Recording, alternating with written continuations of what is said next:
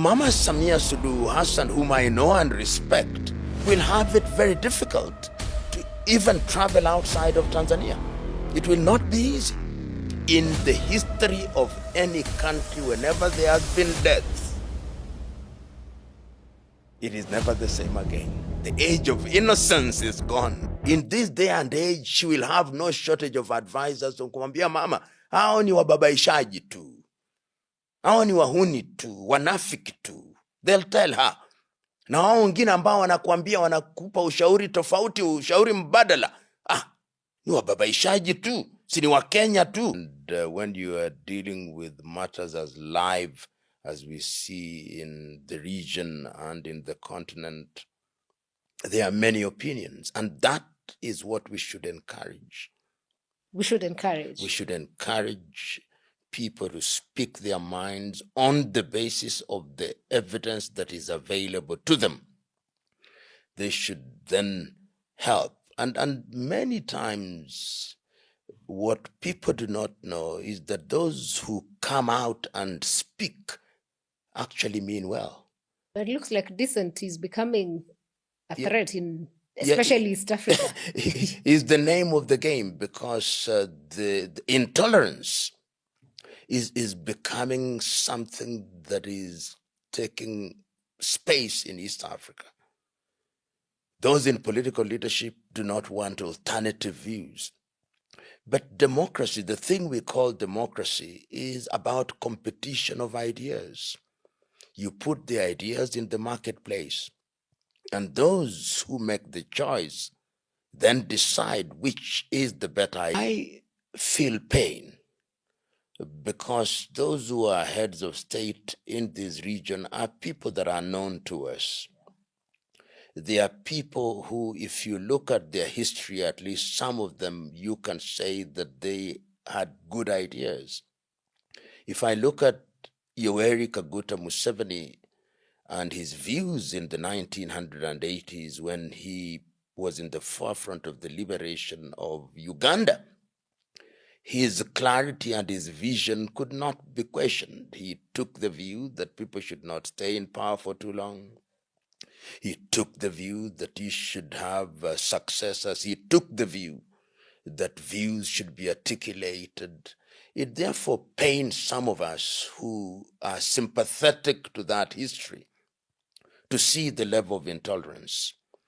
Mama Samia Suluhu Hassan came from a history and a legacy of a great man, Julius Kambarage Nyerere, who believed in a competition of ideas.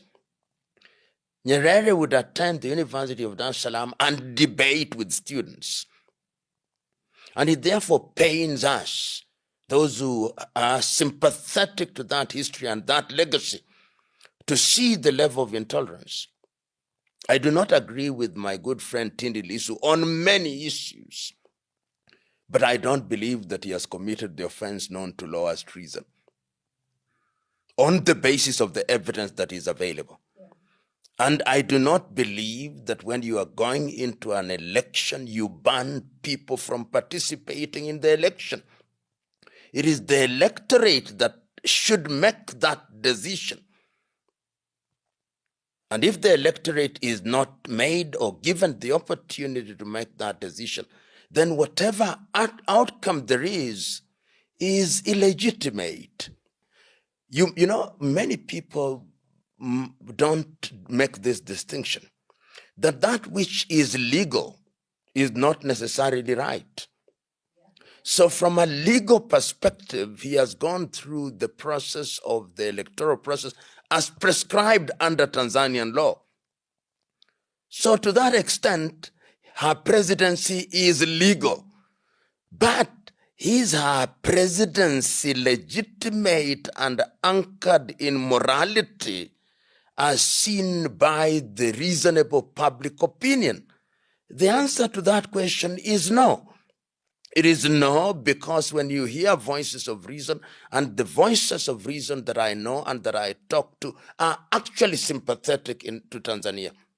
Because then Tanzania is the only country, or was the only country, where ethnicity had been killed as the basis of mobilization. Its economy is on the up. For it to happen that through an electoral period, people die, it is painful.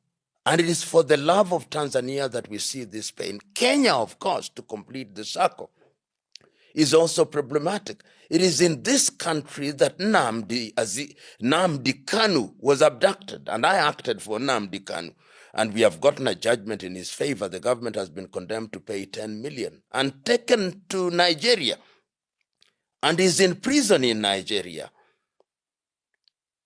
It is in this country that Kizza Besigye was abducted. It cannot be right. If you look at international law, rendition is something that we should not allow. People should be allowed to exercise their democratic rights, even if we don't agree with them. So you see, there is a crisis. We are signatories to the African Charter on Human and People's Rights. We are signatories to the Universal Declaration of Human Rights and all the UN charters. Why do we create an environment where people who don't agree with us become our enemies? It is a competition of ideas, so that what is happening in this region is that fear is being used by those in political leadership as an instrument of paralyzing the population into silence.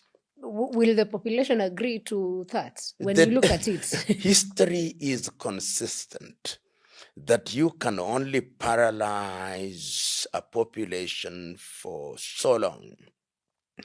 The things that we see, for example, that we saw in the Arab Spring that brought down governments, what we have seen in the streets of Africa, it started in Nairobi, Kenya. It did not go the full length. We saw it in Cameroon. It did not go the full length. We saw it in Abidjan. It did not go the full length. We saw it in Dar es Salaam. It did not go the full length. It went the full length in Madagascar. It went the full length in Bangladesh. It went the full length in Nepal. Demonstration and protest is the language of the unheard. And wisdom has always required and demanded at once that you listen to people, because you are a trustee to hold public office. Why do we call people in public office honorable? It is not because of them. It is the office that we honor. Why do we call them excellencies? They are not, or may not even be excellent. Many times in Africa, they are not. But it is the institution, the offices that they hold for the sake of the nation. When they begin to think that they are demigods, they must remember there was a French Revolution. They must remember that there was the Turkish revolt. They must remember that people rose, the student protests in 1960s in Europe. They must remember that the colonialist was here and they left. And the sooner they do so, they must remember that recently Bashar al-Assad left for Moscow with a suitcase. They must remember that Rajuel in Madagascar disappeared. We do not know where they are. They must remember that Sheikh Hasina is hiding. Nobody knows where she is. When we get to a point, and it's very interesting, you give live scenarios that we're experiencing now, but then on the other hand, you look at it, when our citizens, Bob Njagi and Nicholas Oyo, had been missing for 38 days, then they are released. And then on the same day, the president of Uganda confesses that we arrested them because I was told they are expert rioters, and I kept them in a fridge. Of course, yesterday we see the PS Singwe saying it was metaphorical for him to use that. But when a president confesses to arrest other citizens, yet the foreign affairs of Kenya doesn't seem like... You know, I know both Njagi, I know Oyo. These are young men who mean well. They mean well. They feel pain for Kenya, they feel pain for humanity, they feel pain for the black man. when they went to Uganda, they were showing solidarity with one of the candidates. It is their right to do so. Of course, it is always wise to remember that when you're in a foreign country, the rules may be different. But when a national of a country is detained by a sister or brother country, it is incumbent upon that country's foreign affairs to be involved. You know, when I see the headlines of the Standard newspaper on the 13th day of November 2025 saying, we need diplomacy, you cannot contradict them. You cannot contradict them. Why do we have an embassy in Uganda? Did we see any attempt at negotiation? Did we see? We did not. It is important that we take care of our citizens wherever they are, even when they are in trouble, particularly when they are in trouble. We had surrendered to the situation. If it had happened that it is their dead bodies that were delivered, our country would just have said, Hewala. So, is our top diplomat, CS Musalia Mudavadi, doing his job? Is he up to the task? Has he failed the country? The cabinet secretary for the time being, Mr. Musalia Mudavadi, is somebody that I know. But I'm afraid to say that he has not discharged his functions to the best of the expectations of the people of Kenya. What would be the limitations? Or what would be that is holding him? The question is, what is our foreign policy as a country? We may have papers that say this is our foreign policy, but diplomacy has a history to it. If you look at history, why do countries have foreign envoys? Countries have foreign envoys as number one, as a demonstration of the good relationship with the countries in which they are credited. Countries have envoys for purpose of ensuring that their citizens in those spaces are protected. The cabinet secretary in the Kenyan arrangement is the chief diplomat. The ambassadors are appointed, of course, as the representatives of the head of state, and they are expected to protect their citizens. We want to hear them. This country has had foreign ministers who came out and articulated things on behalf of the Republic of Kenya firmly. I remember Munywa Wayaki discharging his functions firmly. I remember Robert Ouko. And whether you disagreed with them or not, they occupied those positions with dignity, and they were heard and they were respected. I'm nostalgic about those days.